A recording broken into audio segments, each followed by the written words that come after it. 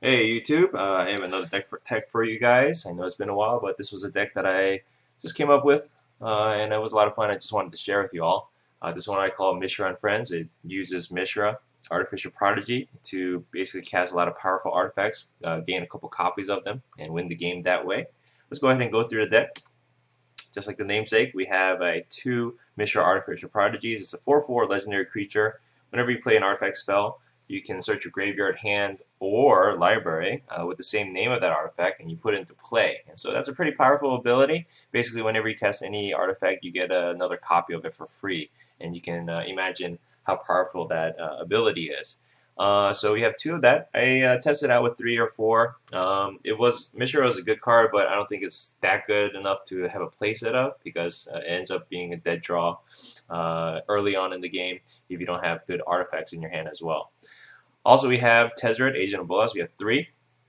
Tezzeret is just a great all-around planeswalker, especially for artifact-heavy decks. You can turn useless artifacts into 5/5s. You can tutor for, you can search for artifacts in your library, and every once in a while you will get to use his ultimate to finish off your opponents with the last remaining points of life.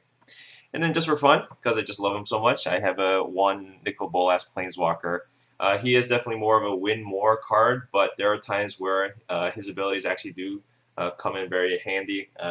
His first ability can get rid of enchantments very well, and it's a very good overall planeswalker that will definitely help you out. For mana ramp, we have just a playset of Pentad Prisms. Pentad Prisms, I don't think it gets enough love, honestly. Maybe there's a professional reason why people don't really play these, but I love them. They fix your mana. You can get up to 5 mana on turn 3, and it's an overall good card. And again, once you use all the charge counters, you can just use Tezzeret's minus ability to turn to a 5/5. So they're not all useless in this deck. For creatures, we have a playset of Baleful Strix, probably one of the best flyer Death Touch artifact creatures ever printed. Ever since they were printed in the Legacy Eternal Masters, their prices have gone down quite a bit, so you can probably easily pick up a playset of them.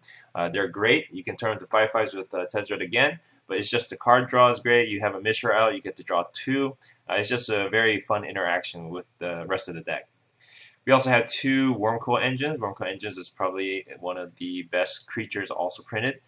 Considered a 6 colorless Titan, and it can really turn the table around with this lifelink ability.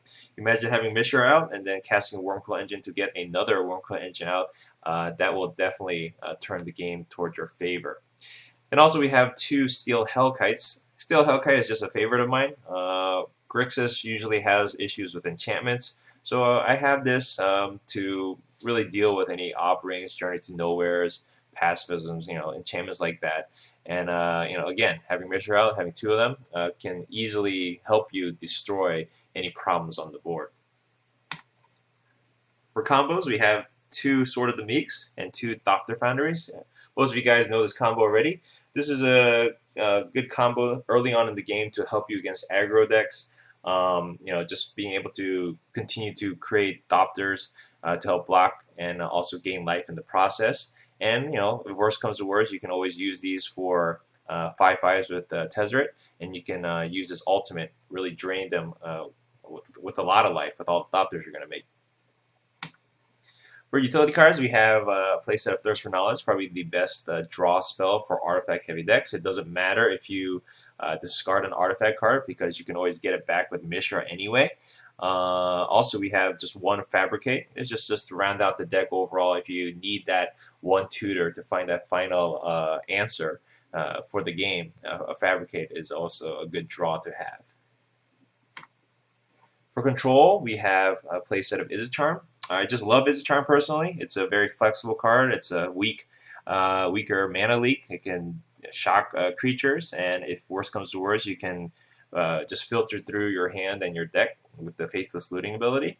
We also have 2 Cyclonic Rifts. Cyclonic Rifts are great. This deck does play long games, and most of the time you will have enough mana to play the Overload spell, the casting cost, and that basically will win you the game right there. So Cyclonic Rifts are great.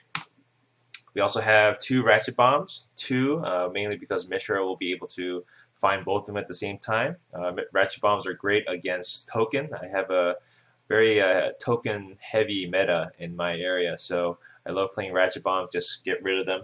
Also, we have 2 Echoing Truths. Echoing Truths are great. They're better than Disperses, in my opinion.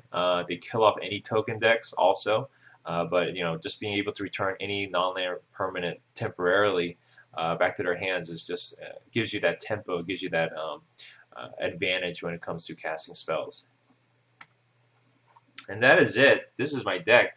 For lands, basically, that depends on how much money you guys have. But as you can see, my lands, I just have the basic ones, nothing too expensive. I just like using the check lands and the tri lands from Alara. But if you guys have shock lands, you have fetch lands, those are always good as well.